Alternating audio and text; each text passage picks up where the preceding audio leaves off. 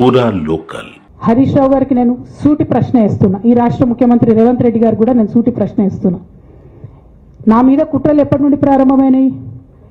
ఎప్పుడైతే హరీష్ రావు గారు రేవంత్ రెడ్డి గారు ఒకే ఫ్లైట్లో హైదరాబాద్ నుండి ఢిల్లీకో, ఢిల్లీ నుండి హైదరాబాద్లో ఒకే ఫ్లైట్లో వాళ్ళిద్దరు ప్రయాణం చేసి వచ్చినప్పుడు హరీష్ రావు గారు రేవంత్ రెడ్డి గారు కాలు పట్టుకొని సరెండర్ అయినాక ఈ కుట్రలు స్టార్ట్ అయినాయి, నా మీద ఈ స్టోరీలు స్టార్ట్ అయినాయి, మా కుటుంబాన్ని విడగొట్టాలనేటటువంటి కుట్ర స్టార్ట్ అయింది. నేను ఛాలెంజ్ చేస్తా ఉన్నా, రేవంత్ రెడ్డి గారు మీరు చెప్పండి, ఆ ప్రయాణం జరిగిందా జరగలేదా? హరీష్ రావు గారు మీరు చెప్పండి, ఒకే ఫ్లైట్లో మీరు రేవంత్ రెడ్డి గారితో కలిసి వచ్చిండ్రా రాలేదా? ఆ తర్వాత నుండే నా మీద ఈ కుట్రలు జరుగుతున్నాయా లేదా? సరెండర్ అయింది మీరు. ప్రతి ఒక్క విషయంలో దాదాపు ఒక 7-8 ఇష్యూస్ ఉన్నాయి, ఇన్సిడెంట్స్ ఉన్నాయండి. అఫీషియల్ పిఆర్ఓ ట్వీట్ చేస్తాడు, Congress party official PRO tweet చేస్తాడు, ముఖ్యమంత్రి గారు పిఆర్ఓ, ఈ పాల వ్యాపారంలో అవినీతి జరిగిందని. తెల్లారి 2-3 పేపర్లలో వస్తుంది, 3వ రోజుకి మాయమైపోతుంది. అదే కేటీఆర్ గారినేమో 3 సార్లు విచారణ పేరుతో పిలిచి వేధిస్తారు. అంటే కేసీఆర్ కుటుంబం నికార్స్గా బరిగీసుకొని కాంగ్రెస్ పార్టీతో రేవంత్ రెడ్డి కొట్లాడుతున్నాం కాబట్టి మా మీదనేమో కుట్రలు జరుగుతాయి, మా మీదనేమో కేసులు పెడతారు. మీ మాత్రం 1 or 2 days హెడ్లైన్స్ వస్తే తర్వాత న్యూస్ గాయబవుతుంది. ఎన్ని జరగలే చెప్పండి హరీష్ రావు గారి విషయంలో? ఫస్ట్ పాల వ్యాపారం మీద ఏమొచ్చినాయి ఆరోపణలు? ఆనాడు బీఆర్ఎస్ పార్టీ గవర్నమెంట్లో SC ST BC హాస్టళ్లకు Harish Rao గారి పాల వ్యాపారం నుంచి పాలు సప్లై చేసిరనే ఆరోపణలు అయోధ్య రెడ్డి గారు ట్వీట్ చేసిరు. గతం 2 రోజులు పోయిన ఆరోపణ, ఎందుకు? సరెండర్. నెక్స్ట్ ఒక అభియోగం చేసిరు ముఖ్యమంత్రి గారు, రంగనాయక్ సాగర్ దగ్గర ఈయనకు ఫామ్ హౌస్ ఉంది, అది ప్రభుత్వ భూమి, కబ్జా చేసిండని. 1 day headline, 3rd day news గాయబ్, నో కేస్ నథింగ్. కేటీఆర్ పరిస్థితి ఏంటి? ఎన్ని కేసులు పెట్టిరు కేటీఆర్ అన్న మీద? ఎన్నిసార్లు పిలిచిండు విచారణకు?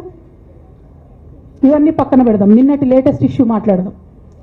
కాళేశ్వరం కానీ ఇంకోటి కానీ ఏ ప్రభుత్వంలో అయినా పొలిటికల్ పాలసీ చేసేవాళ్ళు, విధానపరమైన నిర్ణయాలు తీసుకునే వాళ్ళు ముఖ్యమంత్రులు ఉంటారు. కింద ఉన్నటువంటి మంత్రులు దాన్ని ఎగ్జిక్యూట్ చేయాలి. కేసీఆర్ గారు ఒక పాలసీ డెసిషన్ తీసుకున్నారు, నేను కాళేశ్వరం ప్రాజెక్టు కడతా, దానికి ఇన్ని డబ్బులు ఇస్తా అని. ఆనాడు మంత్రి ఎవరు? ఎగ్జిక్యూషన్ చేయాల్సింది ఎవరు? 2014 నుంచి 2018 వరకు తుమ్మిడిహెట్టి దగ్గర నుంచి మేడిగడ్డకు స్థలం మార్చినప్పుడు మంత్రి ఎవరు? ప్రాజెక్టులు డిసైడ్ చేసినప్పుడు మంత్రి ఎవరు? అన్ని మీటింగ్లు, టెక్నికల్ ఇష్యూస్ చూసుకోవాల్సింది ఎవరు? ఇవన్నీ రేవంత్ రెడ్డి గారు మాట్లాడారు. నేను మొత్తం అసెంబ్లీ స్పీచ్ చూడరు మీరు, వీళ్ళ మ్యాచ్ ఫిక్సింగ్ అనేది మీకు తెలిసిపోతుంది. ఏం మాట్లాడరు ఆయన. ఎంతసేపు కేసీఆర్ కాళేశ్వరం కట్టిండు, కేసీఆర్ కుటుంబం 1,00,000 కోట్లు తిన్నది. అరే 2007 నుంచి ఇప్పటివరకు కాళేశ్వరం 1,00,000 కోట్లు కూడా ఖర్చు కాలే. 1,00,000 కోట్లు ఖర్చు కాని ప్రాజెక్టులో 40 లక్షల ఎకరాలకు నీళ్ళీయంగా కూడా 1,00,000 కోట్ల అవినీతి అయింది అంటారు రేవంత్ రెడ్డి గారు. దాన్ని మళ్ళీ ఓన్లీ కేసీఆర్ గారి గురించి చెప్తారు, హరీష్ రావు గారి గురించి మాట్లాడరు. ఎందుకంటే ఇంటర్నల్ అండర్స్టాండింగ్ ఉంది వీళ్ళిద్దరికి. నేను రామన్నను ఒకటే రిక్వెస్ట్ చేస్తున్నా, అన్న ఇవాళ మీతో బాగున్నట్టు వాళ్ళు నటించవచ్చు, హరీష్ అన్న కావచ్చు, సంతన్న కావచ్చు, కానీ వాళ్ళు మన మంచి కోరుకునే వాళ్ళు కాదు, వాళ్ళు తెలంగాణ ప్రజల మంచి కోరుకునే వాళ్ళు కాదు, వాళ్ళు కేసీఆర్ గారి మంచి కోరుకునే వాళ్ళు కాదు.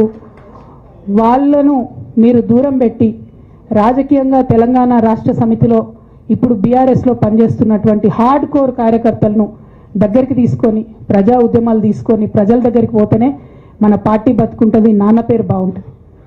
ఇవాళ నాన్నకు సిబిఐ అనేటటువంటిది వచ్చిందంటే అది కేవలం హరీష్ రావు గారు, సంతోష్ రావు గారి అవినీతి వల్లనే వచ్చిందని మళ్ళొకసారి నేను గంటాపదంగా చెప్తున్నాను.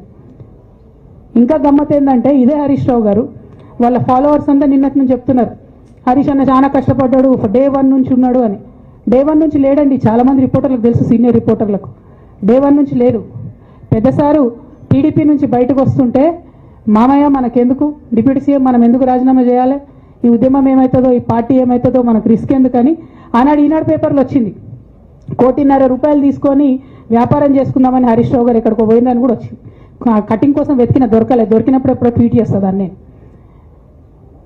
బీఆర్ఎస్ పార్టీ ఆనాడు టీఆర్ఎస్ పార్టీ పెట్టినాక 9-10 నెలల తర్వాత వచ్చిన హరీష్ రావు గారు డే 1 నుంచి లేరు. నమ్మకం లేకుండా ఆయన పార్టీ నిలబడుతుందో ఉంటుందో పోతుందో అని.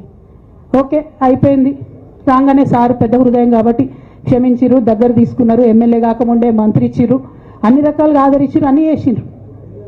ఎప్పుడైతే పార్టీకి ఒక్క క్షణం చెడ్డ పేరు వచ్చిందో ఎక్కడ పోయిండండి ఈయన? చక్కగా పోయి వైఎస్ రాజశేఖర రెడ్డిని కలవలే, మీ అందరికి గుర్తులేదు ఆ ఫోటో? సీనియర్ నాయకులందరికీ బాగా మాట్లాడతారు, అన్ని దగ్గర ఉన్నా, నేనే ఉన్నా, నేను ఎక్కడ లేను. నిన్న పాపం చాలా మంది ఈ కొత్త కొత్త సోషల్ మీడియా పిల్లలు ఉన్నట్టు వాళ్ళకి హిస్టరీ తెలియదు అనుకుంటా, అందుకే చెప్తున్నా ఇవాళ. అదేవిధంగా నేను పెద్ద ట్రబుల్ షూటర్ అంటారు. ట్రబుల్ షూటర్ కాదు, ఈజ్ అ బబుల్ షూటర్. ఆయన ఏంటంటే ట్రబుల్ ఆయనే క్రియేట్ చేస్తాడు, చేసి నేనే సాల్వ్ చేసినట్టు నటిస్తాడు. నేను లేటెస్ట్ ఎగ్జాంపుల్ చెప్తా పట్టురు. నేను మొన్న దాసోజు శ్రవణ్ అన్న ఎలక్షన్ ఎమ్మెల్సీ ఎన్నికలలో బీఆర్ఎస్ పార్టీ డిసైడెడ్ ఒకటే క్యాండిడేట్ని పెడదామని. కానీ హరీష్ రావు గారు ఇంటర్నల్గా బీజేపీ వాళ్ళతో మాట్లాడుకొని ఏం చెప్తారంటే, మీ దగ్గర నుంచి ఒక క్యాండిడేట్ని ఇవ్వండి, నేను మామయ్యని కన్విన్స్ చేసి రెండో క్యాండిడేట్కి పెట్టిస్తా అంటే he wants to create a trouble.